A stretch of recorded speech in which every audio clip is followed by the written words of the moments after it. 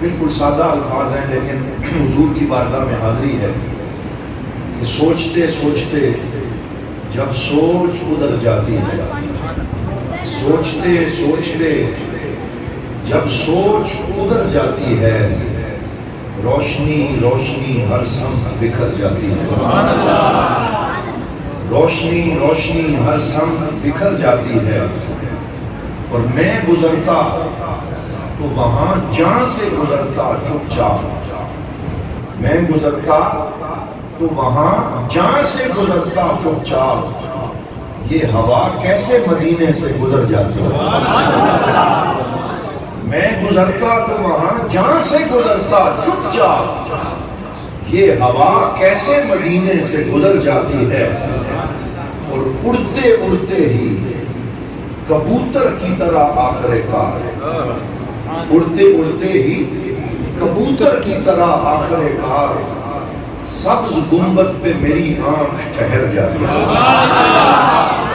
اڑتے اڑتے ہی کبوتر کی طرح آخر کار، سبز گنبد پہ میری آنکھ ٹھہر جاتی ہے، اور رات جب الٹے قدم آتی ہے دیدار کے بعد، ہم سمجھتے ہیں نا کہ رات کے بعد دن اور دن کے بعد رات، یہ اپنی ڈیوٹی دے رہے ہیں، لیکن عاشق کہتا ہے کہ یہ جو اختلاف لیل و نہار ہے اس کے پیچھے کی کہانی کچھ اور ہے، کہ رات جب الٹے قدم آتی ہے دیدار کے بعد، چومنے آپ کے قدموں کو سہر جاتی ہے، پہلے رات حضور کی بارگاہ میں حاضری دیتی ہے، پھر صبح حضور کی بارگاہ میں حاضری دیتی ہے۔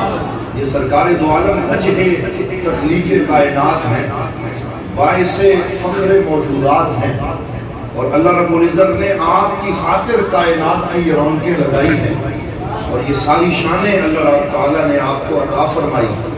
اور مجھے یہ بات یاد آ گئی، یہ جو شعر پڑھا کہ اڑتے اڑتے ہی کبوتر کی طرح، مجھے وہ بات یاد آئی جو میرے شیخ کریم حضور ضیاء الامت جسٹس پیر محمد کرم شاہ الازہری رحمۃ اللہ تعالیٰ علیہ نے ضیاء النبی شریف کی دوسری جلد میں لکھی ہے۔ آپ فرماتے ہیں کہ وہ کبوتر جس کو غار ثور کے دہانے پر ناموس رسالت کی نوکری دینے کی سعادت میسر آئی، جب سرکار اندر تھے، اور امام بوصیری کہتے ہیں کہ وَالصِّدْقُ فِي الْغَارِ وَالصِّدِّيقُ لَمْ يَرَيَا، کہ غار میں صدق بھی تھا صدیق بھی تھا، یعنی خود حضور تھے اور حضور کے یارے غار تھے، اور باہر کافر پہنچ گئے، اور حضرت سیدنا صدیق اکبر نے عرض کیا یا رسول اللہ یہ تو آ گئے ہیں، اب کیا ہوگا؟ تو حضور نے فرمایا ما ظنک باثنین اللہ ثالثہما، کہ تیرا ان دو کے بارے میں کیا خیال ہے جن کے ساتھ تیسرا ان کا اللہ ہے۔ تو اس وقت اللہ نے حکم دیا، کبوتری نے انڈے دیے اور مکڑے نے جالا لگایا، اور جسے عنکبوت کہتے ہیں وَإِنَّ أَوْهَنَ الْبُيُوتِ لَبَيْتُ الْعَنْكَبُوتِ، جو سب سے کمزور گھر ہے وہ بن گیا، اور ابو جہل کہنے لگا کہ اگر یہاں سے کوئی گزرا ہوتا تو جالا نہ لگا ہوتا، یہ انڈے موجود نہ ہوتے، تو ایک لمحے کے لیے سرکار کی ناموس کی حفاظت کے لیے جس کبوتری نے انڈے دیے تھے، میرے شیخ کریم حضور ضیاء الامت نے سند کے ساتھ لکھا، اللہ تعالیٰ نے اس کی نوکری کو بھی محروم نہیں کیا، اسے کیا شرف عطا فرمایا، فرمایا جاؤ ہم تجھے نوازتے ہیں، اب قیامت تک میرے نبی کے دیس مدینے میں جو کبوتر پھریں گے، جو دانا چگیں گے، جو وہاں کی فضاؤں میں موجیں کریں گے، وہ سارے ہم تیری نسل میں سے بنا دیں گے، وہ سارے اس کبوتری کی نسل میں سے ہیں جسے سرکار کی غار ثور کے سامنے ناموس رسالت کی ڈیوٹی کا شرف حاصل ہوا۔ پھر یہ جملہ ہم کہہ سکتے ہیں نا کہ اگر ایک کبوتری ناموس رسالت کا پہرا دے تو اللہ اسے محروم نہیں رکھتا، اگر سرکار کا غلام غازی ممتاز قادری پہرا دے اسے بھی محروم نہیں رکھتا، غازی مرید حسین کو محروم نہیں رکھتا، غازی علم الدین شہید کو محروم نہیں رکھتا۔ پیر سید میر علی شاہ صاحب تاجدار گولڑا رحمت اللہ تعالیٰ علیہ فرمایا کرتے تھے، جو حضور کی ختم نبوت کا کام کرتا ہے اس کی پشت پر رسول اللہ کا ہاتھ ہوتا ہے، اس کی پشت پر رسول اللہ کا ہاتھ ہوتا ہے، اور حضور صلی اللہ علیہ وسلم اس کی جو ہے وہ اس کے اوپر نظر کرم فرماتے ہیں۔ تو یہ چند تمہیدی کلمات ادا کرنے کے بعد ایک جملہ میں میلاد پاک کے انعقاد کے حوالے سے کہنا چاہتا ہوں۔ بڑا جھگڑا ہوتا ہے اور ابھی تک یہ جھگڑے ہی ہم نہیں ختم کر سکے۔ بعض لوگ کہتے ہیں میلاد نہ منائیں، یہ بدعت ہے، اور اس طرح کی باتیں ہوتی ہیں۔ تو میں آپ کو کوئی لمبی چوڑی دلیلوں میں لے کے نہیں جانا چاہتا، بس محبت کا ایک جملہ تحفے کے طور پہ دینا چاہتا ہوں، جو میرے شیخ کریم حضرت ڈاکٹر علی جمعہ محمد جو مفتی ہیں مصر کے اور جامعہ الازہر کے عالم دین ہیں، انہوں نے 4 سال پہلے ارشاد فرمایا، انہوں نے فرمایا الاحتفال بمولد النبوی صلی اللہ علیہ وسلم لا يحتاج لدلیل صحیح بل يحتاج لقلب صحیح۔ فرمایا سرکار کا میلاد منانے کے لیے لمبی چوڑی دلیلیں نہ ڈھونڈا کرو، کیونکہ حضور کی آمد پہ جشن منانے کے لیے ایک غلام کو صحیح دلیل کی ضرورت نہیں ہے، صحیح دل کی ضرورت ہے۔ آپ سمجھیں، صحیح دلیل کی ضرورت نہیں بلکہ صحیح دل کی ضرورت ہے۔ جس کا دل صحیح ہے اور اس میں عشق مصطفیٰ کا چراغ جل رہا ہے اور وہ سرکار کا سچا دیوانہ ہے، جب ربیع الاول آتا ہے تو وہ کتابیں اٹھا کے دلیلیں نہیں ڈھونڈتا بلکہ وہ جھوم جھوم کے مدنی تاجدار کے اوپر درودوں کے گجرے بھیجاتا ہے، سرکار کا ذکر کرتا ہے، وہ حضور کی محفل سجاتا ہے، کیونکہ کسی نے کہا تھا جس دل میں محمد کی محبت نہیں ہوتی اس پر کبھی اللہ کی رحمت نہیں ہوتی۔ میرا یہ عقیدہ ہے اگر ذکر خدا میں یہ نام نہ شامل ہو عبادت نہیں ہوگی۔ بہت بڑے اللہ کے ولی تھے جن کا نام حضرت پیر سید جماعت علی شاہ صاحب محدث علی پوری، ان کی پوری ایک کتاب بایوگرافی میں لکھی گئی ہے جسے سیرت امیر ملت کہا جاتا ہے، وہ پڑھنے والی کتاب ہے۔ اس کے اندر سے ایک واقعہ عرض کرتا ہوں۔ حفیظ جلندری بہت بڑے شاعر تھے، شاہنامہ اسلام لکھا، بہت اچھا کلام لکھا، پوری سیرت کو منظوم کر کے پیش کیا۔ تو وہ ان کے پاس حاضری دیا کرتے تھے، پیر سید جماعت علی شاہ صاحب کی بارگاہ میں جاتے تھے۔ تو ایک دن گئے، پیر سید جماعت علی شاہ صاحب نے فرمایا نعت سناؤ، کھڑے ہو گئے اور یہ والی نعت پڑھنی شروع کر دی، جس کا یہ شعر ان کا بہت زیادہ مشہور ہے کہ محمد کی غلامی دین حق کی شرط اول ہے، اسی میں ہو اگر خامی تو ایمان نامکمل۔ انہوں نے یہ لکھا کہ اسی میں ہو اگر خامی تو ایمان نامکمل ہے، لیکن حضرت پیر سید جماعت علی شاہ صاحب محدث علی پوری نے ٹوک دیا اور فرمایا حفیظ جلندری صاحب آپ بڑے شاعر ہیں اور میں آپ کی شاعری کو سلام کرتا ہوں، لیکن ابھی لطف نہیں آیا، یوں نہ کہیں کہ اسی میں ہو اگر خامی تو ایمان نامکمل ہے، بلکہ کہیں محمد کی غلامی دین حق کی شرط اول ہے، اسی میں ہو اگر خامی تو سب کچھ نامکمل ہے۔ مومن کا صرف ایمان نہیں، اس کا یقین اور اس کا دین، اس کی زندگی، اس کی سانسیں، کوئی شے بھی حضور کی غلامی کے بغیر مکمل نہیں ہوتی۔ یہاں ایک اور محبت کی بات عرض کرتا چلوں، اللہ رب العزت نے ایک قاعدہ بنایا اور وہ قاعدہ عروج و زوال کا قاعدہ ہے جو ہر چیز پہ جاری ہوتا ہے، کوئی شے ایسی نہیں ہے جس پہ یہ قاعدہ جاری نہ ہو، اور وہ کیا ہے؟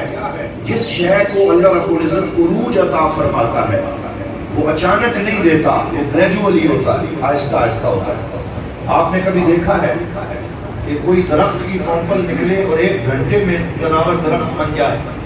ایسا نہیں ہوتا۔ اللہ تعالیٰ کے کچھ اصول ہیں، فطرت اللہ التی فطر الناس علیہا، اللہ نے کچھ نظام وضع کیے ہیں، اس میں یہ ہے کہ پہلے بیج بویا جاتا ہے، پھر اسے پانی دیا جاتا ہے، پھر کونپل پھوٹتی ہے، پھر وہ آہستہ آہستہ بڑی ہوتی ہے، پھر درخت بنتا، پھر اس پہ شاخیں نکلتی ہیں، پھر شگوفے پھوٹتے ہیں، پھر پھول نکلتے ہیں، پھر پھل لگتے ہیں، اور پھر وہ درخت آہستہ آہستہ اپنی عمر پوری کرنے کے بعد ختم ہو جاتا ہے، آہستہ آہستہ عروج آتا ہے، اور بولیے عروج کے بعد زوال آتا ہے۔ کبھی ایسے نہیں ہوا کہ کوئی بچہ پیدا ہونے کے ساتھ ہی جوان ہو جائے. یہی اصول وہاں میں کار فرما ہے کہ وہ پیدا ہوتا ہے، وہ چل نہیں سکتا، وہ بول نہیں سکتا، اس کے منہ میں دانت نہیں ہوتے، پھر اللہ تعالیٰ اسے آہستہ آہستہ عروج عطا فرماتا ہے. جوان ہوتا ہے، اس کی رگوں میں گرم خون دوڑنے لگتا ہے، پھر اپنے جیسا کسی کو نہیں سمجھتا، اور جوانی کی رعونت کے اندر وہ بہت زیادہ متکبر بھی بن جاتا ہے، لیکن سدا جوانی نہیں رہتی. پھر اس کی کمر دوری ہونے لگتی ہے، پھر اس کی داڑھی میں سفید بال آتے ہیں، سر سفید ہو جاتا ہے، اور وہی جو کل بچہ تھا جوان ہونے کے بعد پھر بستر مرگ پہ پہنچ جاتا ہے. اسی طرح گلاب کا پھول آپ دیکھ لیں جو ابھی ہمارے گلے میں ہار ڈالے گئے. یہ گلاب کا پھول شروع میں ایک پودا لگا، پھر وہ بڑا ہوا، پھر اس پہ کونپل پہنچی، پھر وہ پھول بنا، پھر اسے توڑا گیا، پھر ہار میں سجایا گیا، پھر کسی کے گلے میں سجایا گیا. لیکن کل ہوائیں چلیں گی تو اسی کی پتیاں سڑکوں پہ بکھر رہی ہوں گی اور یہ بالکل ختم ہو جائے گا. تو پوری زندگی میں یہ اصول سمجھ لیں کہ اللہ پہلے عروج دیتا ہے، پھر عروج کے بعد زوال دیتا ہے. سب کے اوپر یہ قاعدہ جاری ہے. ایک ذات ایسی ہے جس کے لیے اللہ نے یہ قاعدہ بدل کے رکھ دیا. ایک ذات ایسی ہے جس کے لیے رب نے یہ قاعدہ بدل دیا، اور یہی میں نے آیت پڑھی، فرمایا ہر شے کو عروج دوں گا، عروج کے بعد زوال آشنا کروں گا، قصہ پارینہ بنا دوں گا، ختم کر دوں گا. لیکن اے میرے پیارے حبیب محمد، تیرے لیے تو یہ رونقیں لگائی ہیں، تیرے لیے تو یہ کائنات بنائی ہے، اس لیے جب آپ کی باری آئے گی ہم عروج و زوال کا قاعدہ ختم کرتے ہیں. پھر قاعدہ یہ ہوگا کہ میرے پاک نبی جب تجھے عروج دوں گا تو یہ عروج زوال میں نہیں بدلے گا. وَلَلْآخِرَةُ خَيْرٌ لَكَ مِنَ الْأُولَى، فرمایا تیرا جھنڈا میں یوں بلند کروں گا کہ 1000 زمانے آ کے گزر جائیں گے، لیکن زمانے کے گزرنے کے ساتھ تیرا نام اور زیادہ بلند ہوتا چلا جائے گا، تیرا پیغام بلند ہوگا. اے میرے حبیب تیری سیرت بلند ہوگی اور تیری شانیں بڑھتی چلی جائیں گی. تو اللہ رب العزت نے اپنے پاک نبی صلی اللہ علیہ وسلم کے لیے عروج و زوال کا یہ قاعدہ بدل کے رکھ دیا اور فرمایا ہم آپ کی شانوں کو بڑھاتے چلے جائیں گے. ابھی ہمارے محترم علی پور شریف سے جو مہمان تھے علامہ مولانا غلام دستگیر صاحب، وہ جو نعت پڑھ رہے تھے، میں اس نعت کا جو شعر تھا کہ نہیں سنتا ہی نہیں مانگنے والا تیرا، دیکھیں اللہ نے اپنے نبی کو کیسا عروج عطا فرمایا. حضرت حسان ابن ثابت نے یہاں تک فرما دیا، فرمایا ما قال لا قط الا فی تشہدہ لولا التشہد کانت لاؤہ نعم. فرمایا ہمارے حبیب پاک صلی اللہ علیہ وسلم نے پوری زندگی کبھی لا کا جملہ نہیں بولا. لا کسے کہتے ہیں؟ نہ کرنا، کسی کو دھتکار دینا، کسی کو نو کہنا. سرکار نے لا نہیں کہا پوری زندگی سوائے تشہد میں، کیونکہ تشہد میں کیا کہتے ہیں؟ اشہد اللہ الہ الا اللہ. حضرت حسان فرماتے ہیں کہ اگر تشہد نہ ہوتا تو حضور کی لا بھی نام ہو جاتی، حضور کی لا بھی کیا ہو جاتی؟ نام ہو جاتی. یعنی سرکار دو عالم نے کسی کے آگے کبھی نہ نہیں کی، جو آیا ہے اس کی جھولیوں کو بھر کے واپس بھیجا. حضرت حسان ابن ثابت رضی اللہ تعالیٰ عنہ فرماتے ہیں کہ حضرت سیدنا انس ابن مالک رضی اللہ تعالیٰ عنہ چھوٹے سے بچے تھے اور ان کی عمر 7 سال تھی.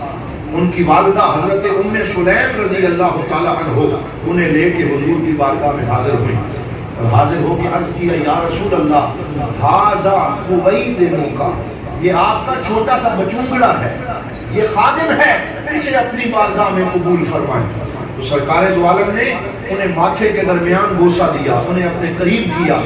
یہیں سے علماء نے ہمیں یہ سبق دیا ہے کہ بچوں کو مسجد میں ساتھ رکھنا چاہیے، انہیں علماء کی صحبت کے اندر لے کے آنا چاہیے، جیسے حضرت انس ابن مالک کو ان کی والدہ بچپن میں حضور کی بارگاہ میں لے کے آئی. جب وہ آئے تو عرض کیا یا رسول اللہ میرے بچے کے لیے دعا کریں. تو حضور نے 3 دعائیں فرمائیں. فرمایا اللہم بارک لہو فی رزقہ وَأَطِلْ عُمْرَهُ وَاغْفِرْ ذَنْبَهُ۔ یہ تین دعائیں حضرت انس کو عطا فرمائی۔ پہلی دعا کیا تھی؟ یا اللہ میرے انس اس چھوٹے سے بچے کے مال میں برکت عطا فرما، سبحان اللہ، اور اس کی اولاد میں برکت عطا فرما، اور اس کی عمر کو لمبا فرما، اور اس کے سارے گناہ بخش کے اسے جنت میں داخل فرما۔ ابھی بچہ آیا ہے، سرکار نے سب کچھ عطا فرما دیا۔ حضرت انس بن مالک فرماتے ہیں 120 سال عمر پائی، طویل عمر پائی، لیکن اس کے باوجود آپ فرمایا کرتے تھے کہ جو حضور نے میرے لیے دعائیں فرمائی سارے مل کے کہہ دیں صلی اللہ علیہ وسلم۔ وہ کیسے پوری ہوئی؟ فرمایا پہلی دعا حضور نے کی تھی کہ اس کے مال میں برکت عطا فرما، تو سارے مدینے والوں کا جو مال اور کھجوریں تھیں وہ سال میں 1 مرتبہ پھل دیتی تھی، اور میرا جو کھجوروں کا باغ تھا وہ سال میں 2 مرتبہ پھل دیتا تھا، 2 دفعہ اس کا پھل آتا۔ اور میرے بچے اللہ نے مجھے اتنے عطا فرمائے، فرمایا اپنے پوتے پوتیاں ملا کے 99 کے قریب گنتی کر چکا ہوں۔ اپنی زندگی میں اتنی اولاد انہیں اللہ نے دکھائی کہ پوتے پوتیاں نواسے 100 سے زیادہ ان کی تعداد تھی۔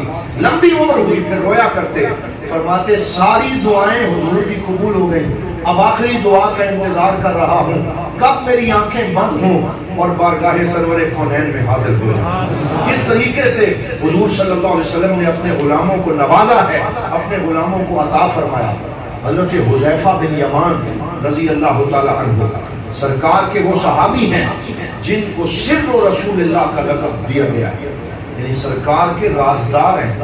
اور میں نے ایک پروگرام ریکارڈ کیا تھا رمضان میں، میں نے کہا یہ مدینہ پاک میں حضور نے جو انٹیلیجنس ایجنسی بنائی تھی یہ اس کے ہیڈ تھے۔ سرکار نے جاسوسی کا بھی ایک نظام قائم کیا تھا، اور یہ بھی ریاست کے لیے ضروری ہوتا، تو اس کا ہیڈ سرکار نے حضرت حذیفہ بن یمان کو بنایا۔ وہ ساری خبریں آ کے حضور کو دیا کرتے، اور حضور راز کی باتیں ان سے کیا کرتے تھے۔ ایک دفعہ کہتے ہیں لمبا نامہ ہو گیا، میں اپنے نبی کی بارگاہ میں حاضر نہ ہو سکا، سرکار کریم کی خدمت میں حاضری کی سعادت مجھے نہ ملی، تو میری والدہ نے مجھے کہا کتنے دن ہو گئے تو حضور کی خدمت میں حاضر نہیں ہوا، جا آج جا کے زیارت کر اور میرے لیے حضور سے دعا کروا۔ سبحان اللہ۔ حضرت حذیفہ کہتے ہیں یہ بخاری شریف میں حدیث ہے، میں گیا اور جا کے پیچھے بیٹھ گیا، مغرب کی نماز حضور نے پڑھائی اور حضور وظائف پڑھنے لگ گئے، اللہ کا ذکر کرنا شروع کر دیا۔ عشاء تک میں بیٹھا رہا، گفتگو نہ ہوئی، پھر حضور نے عشاء کی جماعت کروائی، پھر سنتیں اور وتر ادا فرمایا، پھر سرکار دو عالم صلی اللہ علیہ وسلم نے اپنے حجرے کی طرف جانے لگے اور سارے لوگ گھروں کو چلے گئے، تو میں پیچھے پیچھے چل دیا اور میں نے کہا اب میں حضور سے دعا کرواؤں گا اپنی والدہ کے لیے اور سرکار کو سلام عرض کروں گا۔ تو حضور صلی اللہ علیہ وسلم نے پیچھے مڑ کے نہیں دیکھا، فرمایا من انت یا رجل، تو کون ہے؟ فرمایا انا حذیفہ، یا رسول اللہ میں حذیفہ ہوں۔ سرکار نے فرمایا ما حاجتوں کا غفر اللہ لکا ولی امکا، فرمایا اے حذیفہ تو کس لیے آیا ہے؟ جا اللہ تیری بھی بخشش فرمائے، تیری والدہ کی بھی بخشش فرمائے۔ اللہ اکبر یا رسول اللہ، یا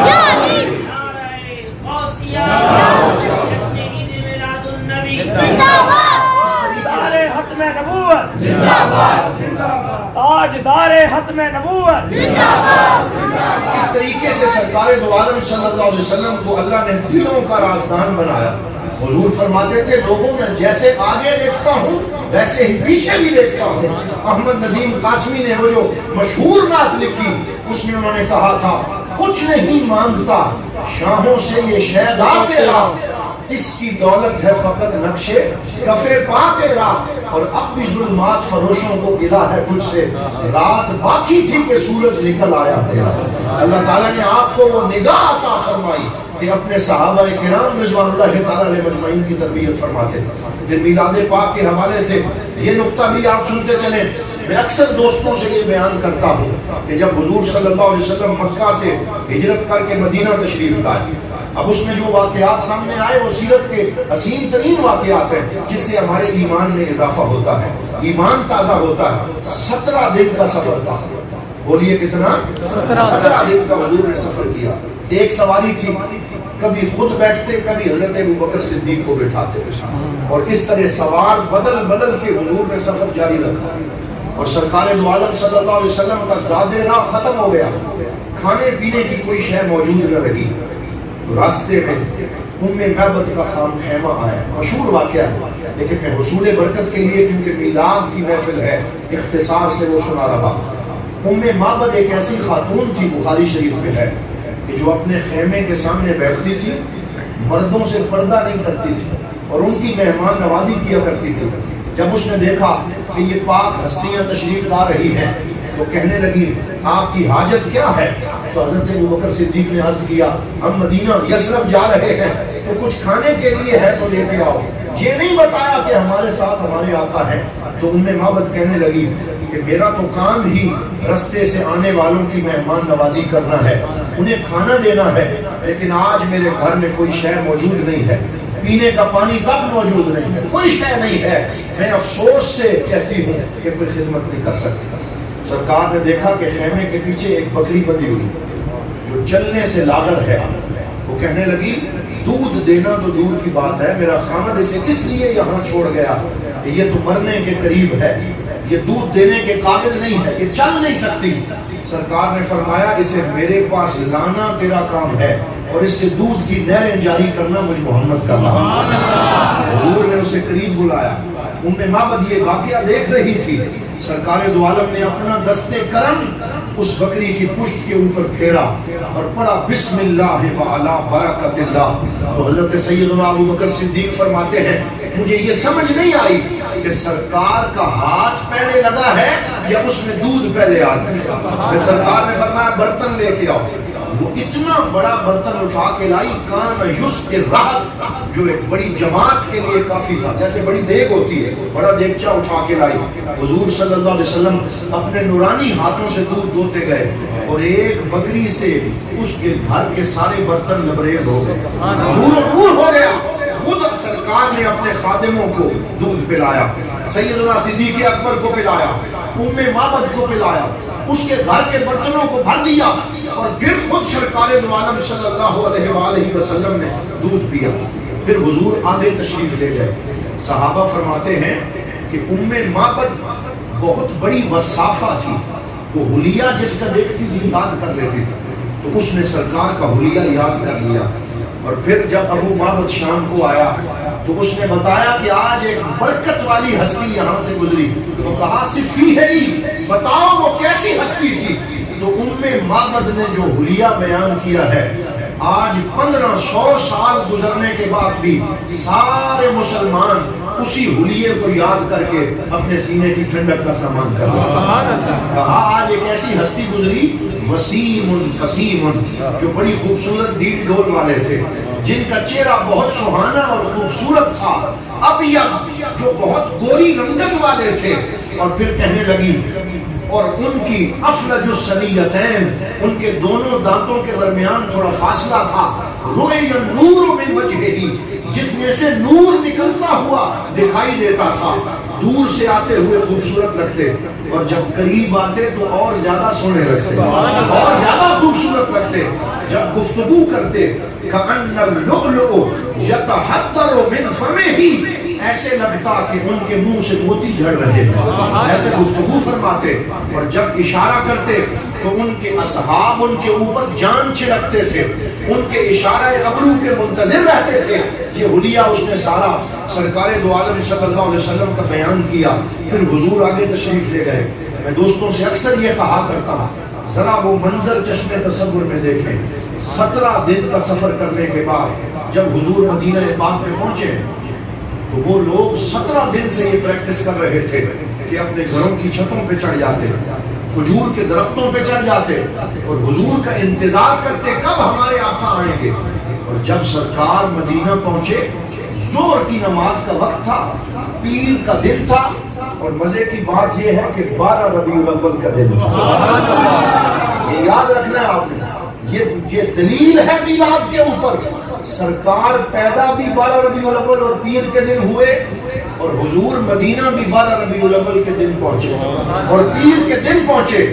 اور سرکار دو عالم صلی اللہ علیہ وسلم جب پہنچے، ظہر کی نماز کا وقت تھا، اور اور سارے صحابہ اس دن حضور کا انتظار کرنے کے بعد پھر گھروں کو چلے گئے کہ آج پھر حضور تشریف نہیں لائیں گے، شاید گھروں کو چلے گئے۔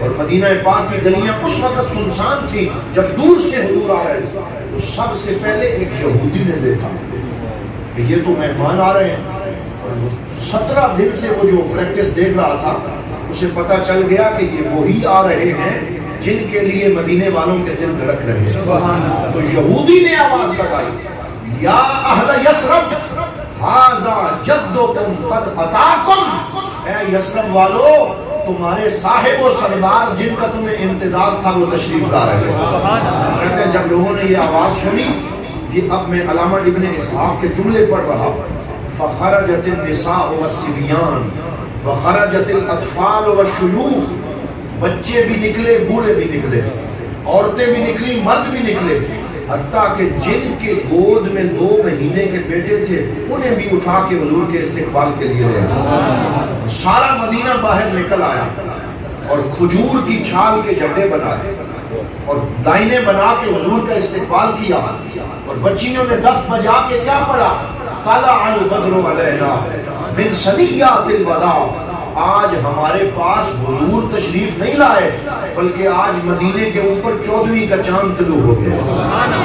بدر 14ویں کے چاند کو کہتے ہیں، آج 14ویں کا چاند طلوع ہو گیا۔ اور میں کہتا ہوں یہ صحابہ کی بچیوں کا فتویٰ ہے کہ وجب الشکر علینا ما دعا للہ داعی، جب تک سرکار کی نبوت جاری ہے ہر سال سرکار کی آمد کا شکر ادا کرنا واجب ہے۔ بولو، ہر سال سرکار کی آمد کا شکر ادا کرنا واجب ہے۔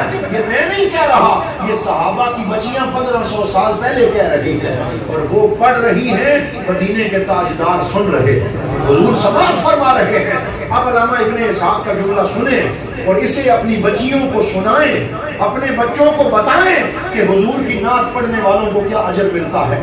جب وہ یہ نعت پڑھ رہی تھی، طلع البدر علینا من ثنیات الوداع وجب الشکر علینا ما دعا للہ داع ایھا المبعوث فینا جئت بالامر المطاع جئت شرفت المدینہ مرحبا یا خیر داع۔ جب یہ پڑھ رہے تھے سرکار نے یہ جملہ فرمایا یا اہل یثرب یا بناتی واللہ یشہد ان قلبی یحبکن، فرمایا تم میری نعت پڑھ رہی ہو، میں اپنے رب کو گواہ بنا کے کہتا ہوں کہ مجھ محمد کا دل تم سے پیار کرتا ہے۔ کیا فرمایا؟ مجھ محمد کا دل تم سے پیار کرتا ہے۔ یہ سرکار دو عالم صلی اللہ علیہ وسلم کی سیرت کا واقعہ ہے، اور علماء آپ کو سناتے ہوں گے کہ پھر سارے یہ کہتے تھے کہ حضور ہمارے گھر آ جائیں، حضور ہمیں میزبانی کا موقع دیں، سنا ہے آپ ہر عاشق کے گھر تشریف لاتے ہیں، میرے گھر میں بھی ہو جائے چراغ یا رسول اللہ۔ سب کہتے تھے حضور ہمارے پاس آئے۔ سرکار نے کیا فرمایا؟ ایک دفعہ مل کے کہہ دو صلی اللہ علیہ وسلم۔ حضور نے فرمایا ناقتی معمورۃ، ناقتی معمورۃ، میری اونٹنی کو پتا ہے کہ اس نے کہاں پہ بیٹھنا ہے۔ کیا فرمایا؟ میری اونٹنی کو پتا ہے کہ اس نے کہاں پہ بیٹھنا ہے۔ آج 14ویں صدی کا مولوی کہتا ہے کہ حضور کو دیوار کے پیچھے کا علم نہیں ہے یا سرکار علم غیب نہیں جانتے۔ میں ڈنکے کی چوٹ پہ کہتا ہوں کہ حضور تو حضور ہے، نبی تو نبی ہے، وہ تو مدینے کے تاجدار ہیں۔ جس اونٹنی پہ سرکار قدم رکھے اللہ اس اونٹنی کو بھی علم غیب عطا فرما دیتا ہے۔ سرکار جس اونٹنی پہ قدم رکھے اللہ اسے بھی علم غیب عطا فرما دیتا ہے۔ حضور نے فرمایا اسے کچھ نہ کہو، اسے پتا ہے کہ اس نے کہاں پہ بیٹھنا۔ تو پھر میں یہ جملہ کہہ سکتا ہوں کہ صحابہ کے دل حضور صلی اللہ علیہ وسلم کی اونچنی کے قدموں کی چاپ کے ساتھ دھڑکتے تھے کہ یہ کہاں بیٹھے گی، کس کا نصیب جاگے گا۔ وہ بیٹھی تو جس جگہ پہ اب مسجد نبوی بنی ہوئی ہے وہاں جا کے بیٹھا، حضرت ابو ایوب انصاری کے مکان کے سامنے جا کے بیٹھی، اور پھر حضور نے وہاں اپنا شورا یافا خطبہ عطا فرمایا۔ اور یہ وہ خطبہ ہے، آج ہم لمبی تقریریں کرتے ہیں اور اس کی ضرورت بھی شاید ہے کہ سیرت کو بیان کیا جائے۔ سرکار دو عالم صلی اللہ علیہ وسلم نے 4 لفظوں پہ مشتمل خطبہ دیا، صرف 4 جملے ہیں، لیکن وہ پورے کا پورا ایک چارٹر ہے جو سرکار نے عطا فرمایا، ایک نظام دیا۔ وہ پہلا خطبہ حضور نے شروع کیا ایھا الناس، یہ نہیں فرمایا اے مومنوں اے مسلمانوں، بلکہ حضور قیامت تک پوری انسانیت سے مخاطب تھے۔ ایھا الناس، اے لوگوں، یہ اس بات کا پیغام تھا کہ میں the messenger of all mankind, میں پوری انسانیت کا رسول ہوں۔ جو کلمہ پڑھتے ہیں وہ بھی میرے امتی ہے، جو نادان کلمہ نہیں پڑھتے وہ بھی میرے امتی ہے۔ وحدت کا پیغام دیا، ملانے کا پیغام دیا، ایھا الناس۔ اور یہ میں یقین سے کہتا ہوں، سرکار نے جتنے بھی بڑے بڑے خطبے دیے ہیں، حضور نے کل 95 خطبات دیے ہیں۔ یہ گن کے علماء نے لکھے ہیں کہ سرکار نے اپنی زندگی میں 95 خطبات ارشاد فرمایا، جو کتابوں میں موجود ہیں۔ مصر سے کتاب چھپی ہے، اس کا نام ہے خطبات الرسول صلی اللہ علیہ وسلم، جس میں سرکار کے سارے چھوٹے بڑے خطبے جمع کیے گئے ہیں۔ ان میں لمبے خطبے صرف چند ہیں، باقی مختصر حضور صلی اللہ علیہ وسلم کے خطبے، جن میں سے ایک یہ بھی ہے۔ جتنے بھی حضور نے خطبے دیے ان میں سے اکثر خطبے ایھا الناس سے شروع ہوتے ہیں، اے لوگوں، پوری انسانیت سے حضور خطاب فرماتے۔ تو سرکار نے فرمایا اے لوگوں افشوا السلام۔ جو پہلا جملہ مدینے میں جو سرکار نے فرمایا سلامتی کو عام کرو۔ بولو کیا فرمایا؟ سلامتی کو عام کرو، پیس کو پھیلاؤ، امن کا پیغام دو۔ آج ہم میں سے ہر بندے نے 1.5 اینٹ کی مسجد بنا لی، ہر ایک نے دین کی اپنی تعبیر کر لی، اور جو تھوڑا سا اپنے نظریات سے الگ ہوا اسے دائرہ اسلام سے ہی باہر کر دیا۔ فتنوں کی مشینیں چلائیں، اپنے چہروں کے رنگ بدل دیے، اور سرکار دو عالم صلی اللہ علیہ وسلم کی امت کو ٹکڑوں میں تقسیم کر دیا۔ پہلے تو چلو مان لیا کہ چند بڑے بڑے فرقے تھے، اب تو اہل سنت نے اپنے اندر ہی آری چلا دی۔ اب ہر عالم دین اپنے چند فالوورز کو لے کے الگ ہوتا چلا جا رہا ہے۔ لوگوں تم اس نبی کے امتی ہو جو ایھا الناس کے ساتھ خطاب فرمانے والے ہیں، جو پوری انسانیت کے رسول ہیں، جو توڑنے نہیں آئے، جو جوڑنے آئے۔ بولو جو توڑنے نہیں آئے اور جوڑنے آئے۔ میں اکثر وہ حضرت بابا فرید الدین مسعود گنج شکر کی یہ بات سناتا ہوں دوستوں کو کہ ان کے پاس ایک مولوی صاحب کینچی کا تحفہ لے کے گئے کہ جناب یہ تحفہ قبول فرمائیں۔ حضرت بابا صاحب نے فرمایا مولانا ہم صوفیوں کو، اللہ والوں کو کینچی کا تحفہ نہ دو، ہمیں سوئی کا تحفہ دو۔ ہم کاٹنے والے نہیں ہیں، ہم سینے والے ہیں، ہم جوڑنے والے ہیں۔ آج میں میلاد نبی کی اس کانفرنس سے صلی اللہ علیہ وسلم آپ کو یہ پیغام دینا چاہتا ہوں، امت کو جوڑنا سیکھیے، توڑنے کا کام نہ کیجیے، فتنوں کی مشینیں نہ چلائیے، اور جو ایسا کرتا ہے اس کو ڈسکریج کریں، اس کی حوصلہ شکنی کریں، اور اسے کہیں جناب امت پہلے بڑی تقسیم ہو چکی ہے، اب مزید کسی تقسیم کی ضرورت نہیں ہے۔ پیر نصیر الدین نصیر بولے لہجے میں اگر رس ہو تو 2 بول بہت ہیں، انسان کو رہتی ہے محبت کی زبان، یا محبت کی زبان کی ضرورت ہے، اچھے لفظوں کی ضرورت ہے۔ تو حضور نے مدینے میں جو پہلا پیغام دیا وہ کیا تھا؟ افشوا السلام، سلامتی کو عام کیا۔ اور پھر حضور نے ایک خطبے میں یہ بھی ارشاد فرمایا اے میرے غلاموں، تمہیں دن میں ہر نماز کے آخر میں، نماز تم ویسے بھی ختم کر کے جا سکتے ہو، لیکن اللہ نے یہ کیوں حکم دیا؟ السلام علیکم ورحمۃ اللہ، السلام علیکم ورحمۃ اللہ، یہ کیا ہے؟ تو فرمایا یہ تمہیں ہر نماز میں یاد کروایا جاتا ہے کہ تمہارے اندر سے جو شعائیں نکل رہی ہیں وہ نفرت کی نہیں، وہ محبت کی شعا ہونی چاہیے۔ سبحان اللہ۔ تم پوری دنیا کو پیس کا پیغام دو۔ گویا مسلمان جب نماز پڑھتا ہے، حضرت امام غزالی نے فرمایا جب بندہ مومن نماز پڑھتا ہے وہ اپنے آپ کو اس گلوبل، اس دنیا کے نقشے کے اوپر بیٹھتا ہوا محسوس کرے کہ گویا پوری دنیا کے اوپر بیٹھا ہے اور پوری دنیا اس کے زیر نگی ہے، اور پھر وہ یوں کہے السلام علیکم ورحمۃ اللہ، تو گویا وہ صرف اپنی صف والوں کو سلام نہ کرے بلکہ پوری دنیا کے لوگوں کو اپنی طرف سے کہے میری طرف سے تمہیں کوئی خطرہ نہیں، میں تمہارے لیے امن ہوں، سلامتی۔ اور اس سلامتی یہ کیسے ملے گی؟ میں یہاں رک کے ایک حدیث سنانا چاہتا ہوں۔ حضرت سید، آپ تھک تو نہیں گئے؟ میرا گلا آج خراب ہے اور میں آپ کی سمع خراشی کر رہا ہوں، تھوڑی دیر برداشت کر لیں۔ ذرا بولے نعرہ تکبیر، نعرہ رسالت، مرشدی حضرت علامہ ثناء اللہ تنویر صاحب اور میں ہم سبق بھی ہیں، دوست بھی ہیں، اور کسی زمانے میں ہمیں اگرچہ پڑھنے کی سعادت بھی ملی ہے، بلکہ ہم نے ان سے بہت کچھ سیکھا ہے، اور میں یہ سمجھتا ہوں کہ آپ خوش نصیب ہیں کہ اللہ نے آپ کو ایسا ثقہ مند عالم، پی ایچ ڈی ڈاکٹر، حافظ قرآن اور قاری قرآن عالم عطا فرمایا۔ آپ ان کے وجود کو غنیمت جانیں، یہ ان کے لیے میں چند جملے اپنی محبت کا اظہار کر رہا ہوں۔ تو اب میں جو حدیث سنانا چاہتا ہوں، افش السلام، سلامتی کو عام کرنا۔ حضرت عقبہ بن عامر حاضر ہوتے ہیں، یہ وہ صحابی ہیں جن کا مزار مصر میں ہے، اور قاہرہ میں مجھے ان کے مزار پہ کئی دفعہ حاضری کا شرف نصیب ہوا ہے۔ آپ فرماتے ہیں کہ ایک دن میں حضور کی خدمت میں حاضر ہوا، میں نے عرض کیا من نجات ہو یا رسول اللہ، یا رسول اللہ نجات کس چیز میں ہے، کس چیز میں کامیابی اور فلاح ہے؟ صحابہ باز فرماتے تھے کہ ہمیں حضور کی بارگاہ میں سوال کرنے کی ہمت نہیں ہوتی تھی، ہم انتظار کرتے تھے کہ کوئی آئے اور سوال کرے اور ہمارا بھی بھلا ہو جائے۔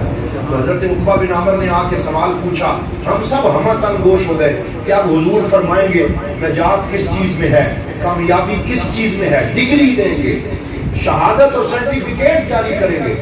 تو سرکار دو عالم نے مسکرا کے فرمایا 3 کام تم کر لو، نجات کی گارنٹی میں محمد تمہیں عطا کرتا ہوں۔ یہ آج آپ سب نے یہ یاد کر کے جانا ہے، اللہ مجھے اور آپ سب کو عمل کی توفیق عطا فرمائے۔ وہ کون سے 3 کام ہیں؟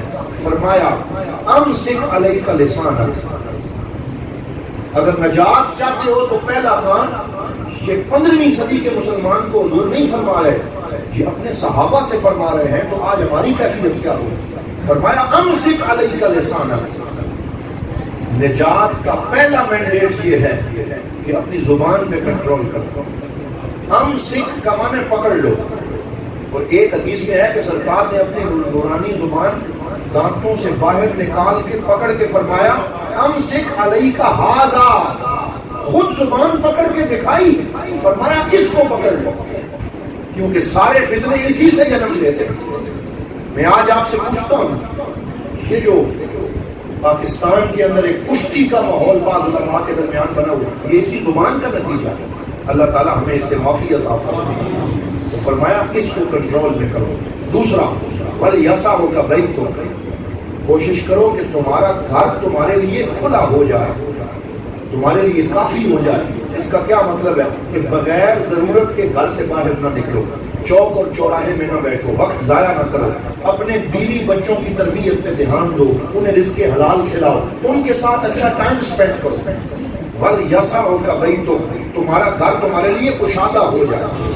تمہیں چاہیے کہ ہر وقت، آج اکثر نوجوان ایسے ہیں جن کا گھر میں دل ہی نہیں لگتا، نوجوان تو ایک طرف شادی شدہ ایسے ہیں جن کا بیوی بچوں کے پاس بیٹھنے کا دل ہی نہیں کرتا، وہ 24 گھنٹوں میں سے شاید 1 گھنٹہ بھی بیوی بچوں کو نہیں دیتے اور باہر ہی دوڑتے رہتے، کبھی دکان پہ بیٹھا، کبھی اپنا وقت کہاں ضائع کیا۔ سرکار فرماتے ہیں اگر نجات چاہتے ہو تو تمہارا گھر تمہارے لیے کشادہ ہو جائے، اس کے اندر تمہاری انٹرٹینمنٹ ہو، اس کے اندر تمہاری خوشی ہو، اپنے بیوی بچوں کے ساتھ وقت گزارو تاکہ تمہاری شخصیت کا اثر ان کے اوپر نظر آ سکے۔ اور تیسرا فرمایا وَابْكِ عَلَىٰ خَطِيئَتِكَ، اپنے گناہوں پہ گھر میں بیٹھ کے آنسو بہایا کرو، اپنے گناہوں پہ آنسو بہایا کرو، گھر میں بیٹھ کے آنسو بہایا کرو، کہ اس میں تمہاری نجات ہے۔ ہم میں سے کون ہے جو یہ 3 کام کرے؟ زبان کو کنٹرول میں رکھے، اپنے گھر میں رہے اور اپنے گناہوں پہ آنسو بہائے۔ تو سرکار نے مدینے کے پہلے خطبے میں ارشاد فرمایا افشوا السلام، سلامتی کو عام کرو۔ پھر فرمایا وَأَطْعِمُوا الطَّعَامَ، اور صرف اپنے پیٹ پہ ہاتھ نہ مارو، لوگوں کو کھانا کھلانا، چیریٹی ورک کرو، دسترخوان کو وسیع کرو۔ اور صوفیاء فرماتے ہیں جو دوسروں کو کھلا نہیں سکتا کبھی بھی روحانیت کا دروازہ اس پہ کھل نہیں سکتا۔ یہ جو تصوف ہے، یہ جو روحانیت ہے، اس کے اوپر وہ چل سکتا ہے جسے کھلانا آ جائے، جو لوگوں کو کھانا کھلا سکے۔ حضرت سیدنا ابراہیم علیہ السلام کے بارے میں یہ موجود ہے نا کہ اس وقت تک کھانا نہیں کھاتے تھے جب تک کوئی مہمان نہ نظر آ جائے، سڑک پہ جا کے کھڑے ہو جاتے اور کہتے جب تک کوئی مہمان نہیں ملے گا میں کھانا نہیں کھاؤں گا، سارا دن کھڑے رہتے۔ ایک دن کوئی مہمان نہ ملا، اور جب 8-10 گھنٹے کے انتظار کے بعد ایک ملا تو اس نے گلے میں زنات ڈالا ہوا تھا، زنات ڈالا ہوا تھا۔ وہ کل تو لے آئے لیکن کہنے لگے میں تجھے کھانا نہیں دوں گا کیونکہ تو میرے رب کی عبادت نہیں کرتا، تو بتوں کو پوجتا ہے، تو میں تجھے کھانا نہیں دوں گا۔ تو حضرت سیدنا ابراہیم علیہ السلام کی اللہ نے پکڑ اور گرفت فرمائی صرف اس بات پہ، فرمایا 80 سال اس کی عمر ہو رہی ہے، میں نے تو ایک دن اس سے نہیں پوچھا کہ تو میری عبادت نہیں کرتا میں تجھے کھانا نہیں دوں گا، میں 80 سال سے دے رہا ہوں، اے ابراہیم تیرے لیے ایک دن دینا مشکل ہو گیا، تو اسے کھانا نہیں دے گا۔ تو اسلام اور قرآن تو یہ کہتا ہے کہ پوری انسانیت کو کھانا دو، یہ بھی نہ پوچھو تمہارا مسلک کیا ہے، تم کہاں سے آئے ہو۔ صوفیاء کرام میں سے حضرت بابا فرید الدین پاک پتن میں جا رہے تھے، نفلی روزہ رکھا ہوا تھا، تو آگے سے ایک بچہ آ گیا تھا اور اس نے کوئی روٹی کے ٹکڑے اپنے ہاتھ میں پکڑے ہوئے تھے، تو بڑی محبت سے بابا صاحب کو کہنے لگا حضور یہ بابا جی یہ کھا لیں، تو آپ نے اس کے ہاتھ سے روٹی کے ٹکڑے پکڑ کے کھا لیے۔ ایک بندے نے کہا جناب آپ نے اس بچے کے لیے روزہ توڑ دیا، روزہ توڑ دیا۔ ان کا جملہ سنے، فرمایا بیٹا روزہ توڑا ہے کسی کا دل نہیں توڑا، روزہ توڑنا آسان ہے، دل توڑنا مشکل ہے۔ یہ صوفیاء کی تربیت ہے کہ کھانا کھلاؤ، اور یہ صوفیاء اپنی طرف سے لے کے نہیں آ رہے، یہ حضور کا مدینے میں پہلا خطبہ ہے، فرمایا افشوا السلام، سلامتی کو عام کرو، وَأَطْعِمُوا الطَّعَامَ، اور لوگوں کو کھانا کھلاؤ، اور پھر فرمایا وَاعْبُدُوا الرَّحْمَٰنَ۔ اب آپ حیران ہوں گے، ہماری عقل یہ کہتی ہے کہ یہ پہلے نمبر پہ ہونا چاہیے تھا کہ حضور فرماتے اس رحمان کی عبادت کرو، سرکار نے اسے تیسرے نمبر پہ رکھا، پہلے سلامتی کا ذکر کیا، پھر کھانا کھلانے کا ذکر کیا، اور تیسرے نمبر پہ فرمایا رحمان کی عبادت کرو۔ اور عبادت بھی ضروری ہے، جو عبادت سے بگوڑا ہو جائے اسے بھی کبھی اللہ کی رضا نصیب نہیں ہو سکتی۔ آج ہم لوگ دیگیں پکاتے ہیں اور 11ویں شریف کا لنگر کھاتے ہیں اور کل اور چیلم پہ بڑی پابندی سے حاضر ہو جاتے ہیں، لیکن پنجگانہ نماز میں حاضر نہیں ہوتے، نماز کا معمول ہمارا نہیں بنتا۔ تو یہ بھی سرکار نے جو کامیابی کا ایجنڈا دیا ہے اس میں ایک کلیدی پوائنٹ ہے کہ عبادت کرو، اور پھر آخر میں فرمایا وَصَلُّوا بِاللَّيْلِ وَالنَّاسُ نِيَامٌ، اور فرمایا ایک تو وہ عبادت ہے جو لوگوں کے سامنے کرنی ہے وہ بھی کیا کرو، لیکن وہ عبادت بھی کیا کرو کہ جب رات کو سارے سو رہے ہو کبھی اس وقت بھی مصلی پہ کھڑے ہو جائیں۔ سبحان اللہ، صلوا باللیل والناس نیام، جب لوگ سوئے ہوئے ہوں اس وقت عبادت کیا کرو، تدخلوا الجنۃ بسلام، تو میں تمہیں گارنٹی دیتا ہوں کہ تم سلامتی کے ساتھ مجھ محمد کے جھنڈے کے نیچے جنت میں داخل کر دیے جاؤ گے۔ یہ حضور صلی اللہ علیہ وسلم کی مدینہ آمد ہے، یہ وہ استقبال ہے جو مدینے میں کیا گیا، اور اس میں سرکار دو عالم نے تربیت فرمائی۔ اور آخری جملہ یہ بھی سن لیں، جب تربیت ہو چکی 4 کام حضور نے کیے جو ابتدائی مدینے کے کام تھے، اس میں ہمارے لیے سیکھنے کا سبق ہے۔ پہلا کام کیا کیا؟ مواخات، یعنی انصار اور مہاجرین کو بھائی بھائی بنایا، بھائی چارے کو قائم فرمایا، ہمیں بھی اپنے ارد گرد اپنے پڑوسیوں کا، اپنے ارد گرد کے 40 گھروں کا خیال رکھنے کا حکم دیا۔ دوسرا کام مسجد کا قیام کیا، مسجد نبوی قائم فرمائی۔ تیسرا کام یہ کیا کہ مسجد نبوی کے بالکل بالمقابل آپ نے بازار قائم کیا، یہ بھی حضور صلی اللہ علیہ وسلم نے کیا۔ اور چوتھا کام یہ کیا کہ مسجد اور بازار کے درمیان راستہ قائم کیا، اور فرمایا راستہ اتنا ہونا چاہیے کہ 2 لدے ہوئے اونٹ اگر وہاں سے گزر سکیں تو بیک وقت گزر سکیں۔ آج کل کی 2 بڑی گاڑیاں یعنی بیک وقت گزر سکیں، یہ یعنی سرکار نے جامع دین عطا فرمایا کہ جس میں راستے کا ذکر بھی ہے، لوگوں کے لیے راستہ آسان ہے۔ مسجد کے ساتھ تعلق قائم کرو اور بازار میں رزق حلال کماؤ، تو دین اور دنیا کو جوڑ کر ایک جامع دین اللہ تعالیٰ نے ہمیں اپنے پاک نبی صلی اللہ علیہ وسلم کے ذریعے عطا فرمایا۔ میں دعا کرتا ہوں اللہ تعالیٰ ہم سب کو میلاد پاک میں سرکار کی سیرت کے لیے چرچے کرنے کی توفیق عطا فرمائے، اور میلاد کے دنوں میں خوشیاں منانے کی توفیق دے، اور میلاد کے جلوس میں شامل ہونے کی توفیق عطا فرمائے۔ جو معروضات میں نے چند پیش کی ہیں اللہ تعالیٰ مجھے اور آپ سب کو اس پہ عمل کی توفیق عطا فرمائے. وآخر دعوانا